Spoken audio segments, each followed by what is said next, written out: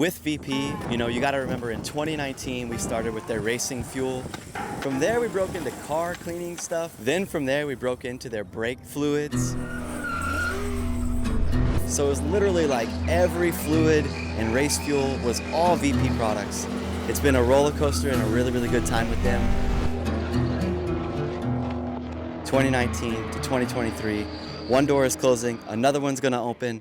We're trying to find a new home for fuel and fluids. So we were asking the community, like, what do you put in your race car? What fuel, what gear oil, and who do you think would be a really, really good fit for 144 style and branding? In this, wanted to say a huge thank you to VP for being such a big part of our program since 2019. In 2024, something new's coming. Let's figure it out. See y'all soon.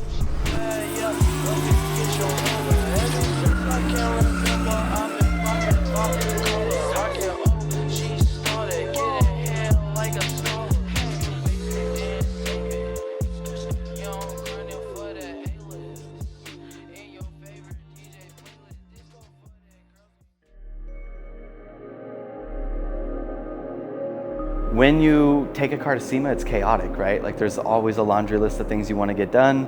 There's never enough time. Everyone's staying late, working as hard as they can. And like we're in that grind right now. There's a few things that we're trying to actually accomplish before we take it to the show. We really could not outsource anything else, right? So the options were send the car back to somebody and lose sight of it, or bring somebody in, which thank God Connor was down to come up from Austin and jump into the fab side of things with Adrian, Brandon, and Logan. So one of our goals as a team is like, we want to be able to do these smaller fabrication projects in-house. So Connor's like lending a hand and teaching us at 144. So it's been a cool relationship as they've been grinding on this car.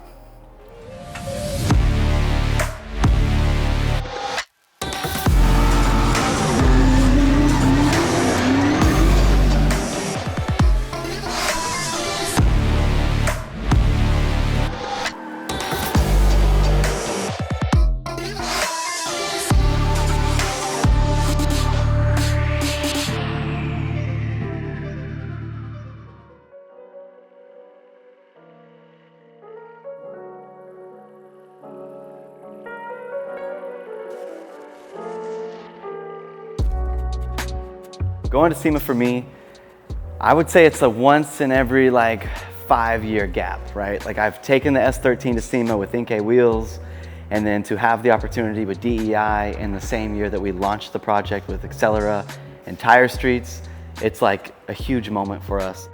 Bringing this car to SEMA in the state it's in is gonna happen once. As soon as this car hits the track, the Pandem kit is ripped off, the car's never gonna be the same. And so to literally take a 0-mile race car to SEMA is gonna be epic. I think to have a good fabricator that knows what they're doing, the most important part is safety. Things like literally a bulkhead over the fuel cell. So imagine you put 2 race seats and a fuel cell right behind you with no protection. So it's just like no good, right? Like we needed to finish very, very important safety things.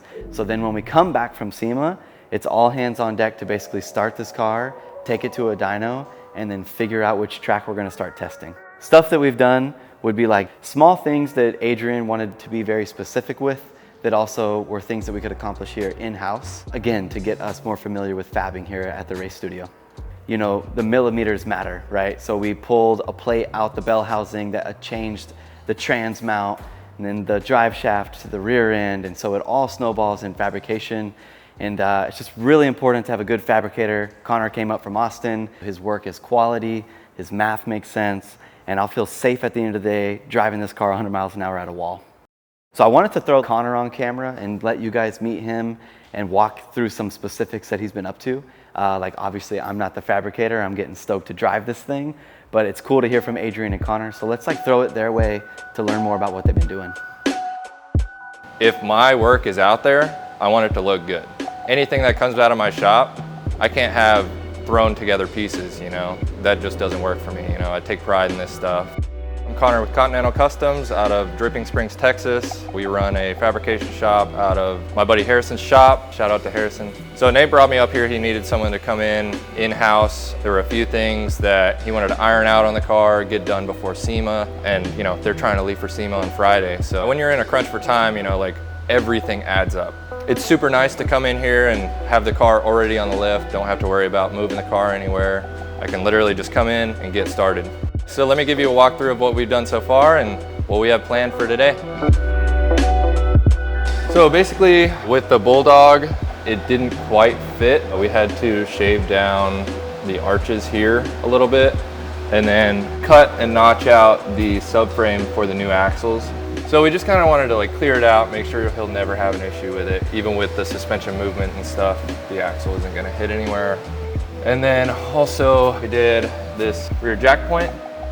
I built off of this rear crash structure, which was really nice because it was super easy. All the measurements worked out perfectly.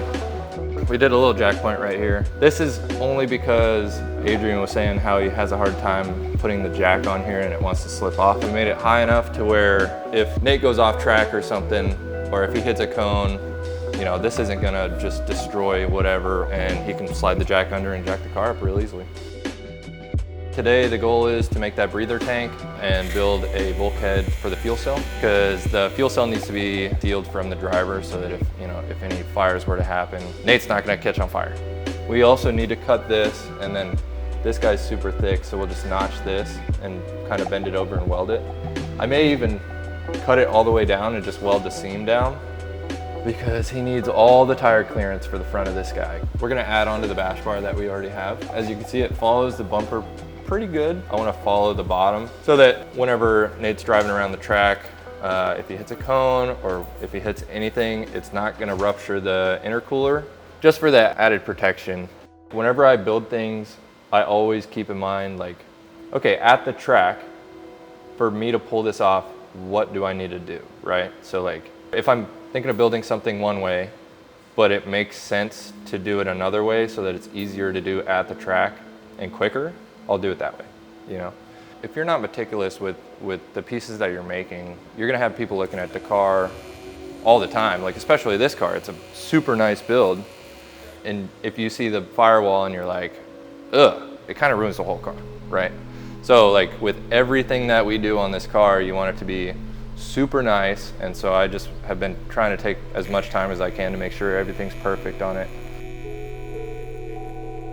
You know, in a perfect world, we debuted this car in 2023 and we would have been burning tires, let's say at the LZ World Tour in it, and that just didn't happen, right? So like, whether it be sourcing parts or sourcing good helping hands, timelines change, plans change. My job is just to literally communicate with all the partners to keep everybody stoked on the progress we are making.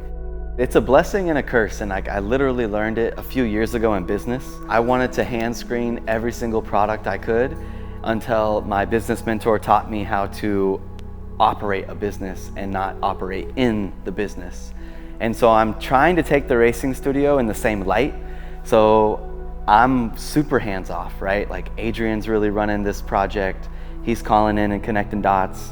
And so for me, it is tough, but also we're getting so much more done.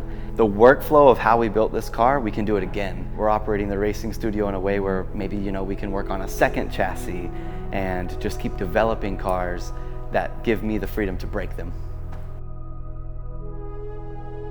So this will be Accelera's first like factory car debuted in SEMA.